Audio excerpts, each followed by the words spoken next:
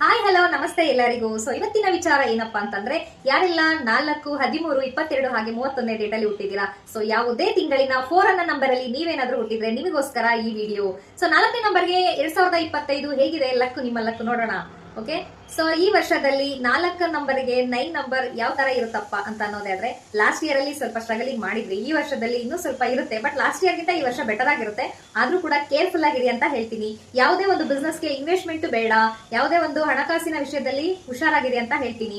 ಹಾಗೆ ಈ ವರ್ಷದಲ್ಲಿ ಆನೆಸ್ಟ್ ಆಗಿ ಇದ್ದಿದ್ದೆ ಆದ್ರೆ ನಿಮ್ಗೆ ಎಲ್ಲಕ್ಕೂ ಖಂಡಿತ ಸಪೋರ್ಟ್ ಮಾಡುತ್ತೆ ಅಂತ ಹೇಳ್ಬೋದು. ಹಾಗೆ ಮೀಡಿಯಾದಲ್ಲಿ ವರ್ಕ್ ಮಾಡ್ತಾ ಇದ್ದೀರಾ, ಯಾವುದೇ ಒಂದು ಸೋಷಿಯಲ್ ವರ್ಕ್ ಇದ್ರೆ ಖಂಡಿತ ಮಾಡಿ ಅಂತ ಹೇಳ್ತೀನಿ. ಹಾಗೆ 4ನೇ ನಂಬರ್ಗೆ 8ನೇ ನಂಬರ್ನ ಅವಾಯ್ಡ್ ಮಾಡಿ ಅಂತಾನು ಕೂಡ ಹೇಳ್ತೀನಿ.